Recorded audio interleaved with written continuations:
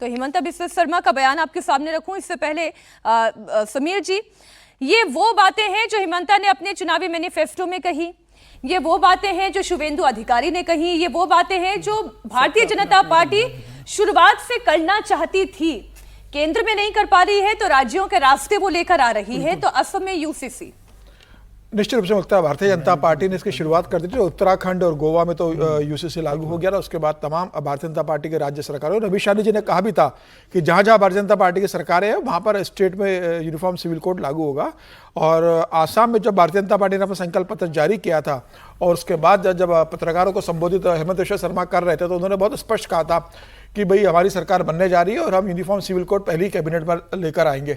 और मुझे लगता है कि उन्होंने उस बात की घोषणा कर दी है कि यूनिफॉर्म सिविल कोड लेकर आएंगे। घुसपैठियों को लेकर जिस तरीके से अमित शाह जी ने कहा था कि आसाम में चुनाव प्रचार के दौरान और बंगाल के अंदर प्रचार के दौरान अमित शाह जी ने दोनों जगह जिक्र किया था कि घुसपैठियों को चुन चुन कर बाहर किया जाएगा, क्योंकि आसाम में हमारी सरकार बनने आ रही है और बंगाल में हम सरकार बनाएंगे तो कोई घुसपैठा नहीं बचेगा।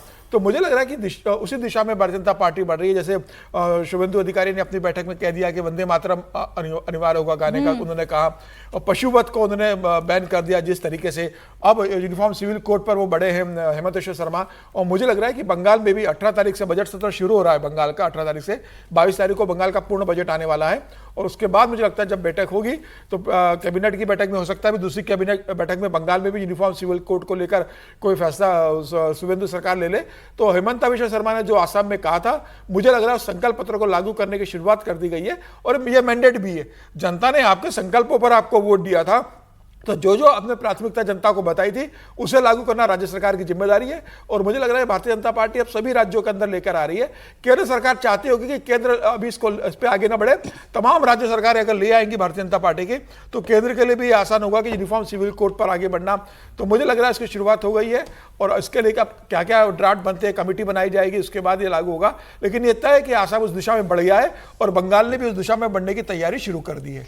अब देखिए, जब हम बात करते हैं पश्चिम बंगाल की, आसाम की, इधर दक्षिण के राज्यों की भी बात करते हैं तो यूं कहें हर्षवर्धन जी की चुनाव वहां पर हो चुके हैं, दक्षिण में पूरे हो चुके हैं, इधर पूरब में भी चुनाव पूरे हो चुके हैं। बारी आ रही है उत्तर प्रदेश की। तो ये जो जिस तरीके का इलेक्शन का रिजल्ट असम में रहा है, जहां पर विपक्ष के 19 में से 18 विधायक जीत कर आ रहे हैं, वो मुसलमान हैं। आप पश्चिम बंगाल की भी बात करें तो विपक्ष के लिए सबसे बड़ी ताकत अगर कोई केंद्र में रहा है, पश्चिम बंगाल में टीएमसी के लिए रहा है, तो वो मुसलमान रहे हैं। और फिर उसका फायदा बीजेपी को कैसे मिला, वो बिल्कुल साफ दिखाई दे रहा है। ये भी बता दीजिए कि टीएमसी के 45% एमएलए जो है मुसलमान है, 45% 80 में से।